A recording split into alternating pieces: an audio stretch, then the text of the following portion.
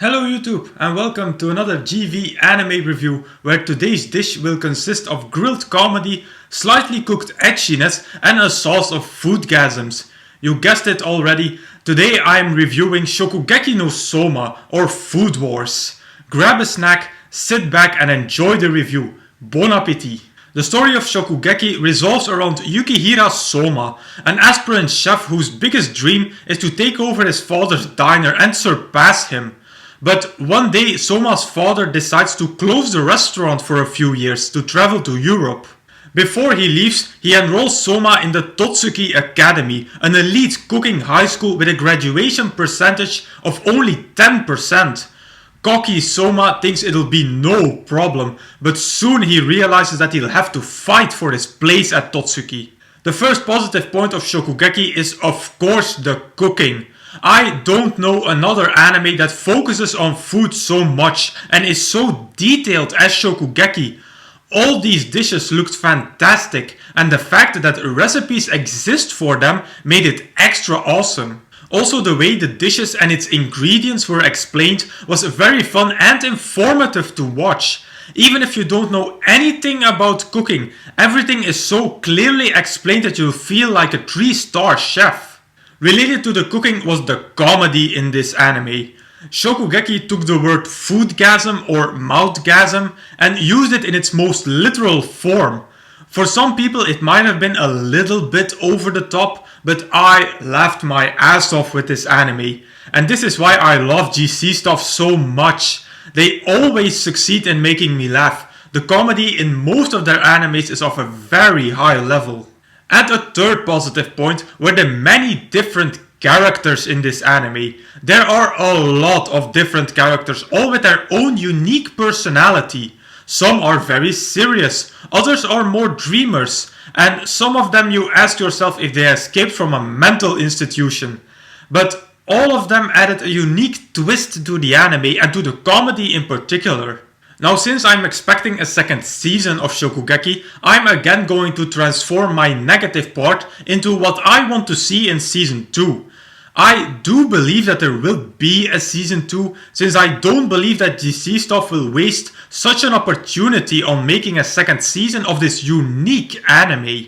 But before I get to that, I do have one true negative point, and that were the first few episodes. They felt quite repetitive. It was always the same setup. Souma would get into trouble, cook up an amazing dish and blow everyone away.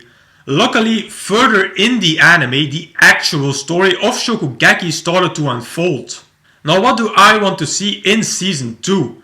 First of all, I of course want to see the main tournament. There are a lot of interesting battles that will happen there. Now that we have seen everyone's capabilities, I expect some high class cooking there. One remark I have about the result of the preliminaries was that in Souma's group the first 3 were clear, but at the 4th place we had a tie, and we don't get to know who of the 2 advanced into the main tournament. Hopefully a surprise for season 2. Next thing I hope to see in season 2 is that Souma actually loses a match. Now that seems unlikely since we're going into the main tournament and this is a shonen anime, but it wouldn't be bad for Souma's character development.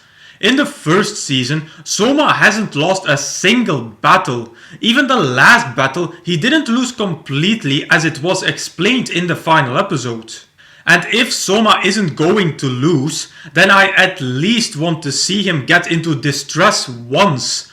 All these battles seemed way too easy for Souma. He seems unbeatable in cooking and that limits his development as a character. I also want to see backstories for the other residents of Polar Star. That's something that I really missed in this anime. They are there and we get to know their cooking specialities, but I want to know more about them, about their past and about their motivation to cook. Next up are the Yuri undertones between Erina and Hisako. I think almost everyone noticed them, especially since the second ending sequence focuses so much onto it. So I hope that Shokugeki doesn't do the same thing that Hibiki Euphonium did, giving us Yuri undertones but then not doing anything with them. I also hope that Erina will become more present in the second season. In the first episodes, it seemed that she would be the main female character, but after that she disappeared a bit. There's of course still her relationship with Souma's father, on which we also don't know anything. Also on that I want closure in season 2. And a last thing I want to see in season 2, and here comes the romance sucker in me again, is development in the relationship between Souma and Megumi. I think that the hints are clear enough in the first season that something could develop between the two of them. I really want to see them get into some sort of relationship. So as a conclusion, Shokugeki was a unique experience and very fun to watch. I truly hope that GC Stuff will grab the chance to make a second season of this unique anime. So at the moment, I'm going to rate Shokugeki no Soma at 4 out of 5 stars. This anime made me hungry, not only for food, but also for a continuation. And because this was a unique experience, I don't have a recommendation for this anime. I don't think there exists another anime that focuses on food so much as Shokugeki, so no recommendation here. And with that I conclude my review of Shokugeki no Soma. As usual, you can find the full list of all my animes and reviews over at Anime Planet. As usual, I will put a link in the description box down below. Now if you want me to review a particular anime from this list, please put them in the comments. Also, if you have a recommendation for me, put them in the comments as well.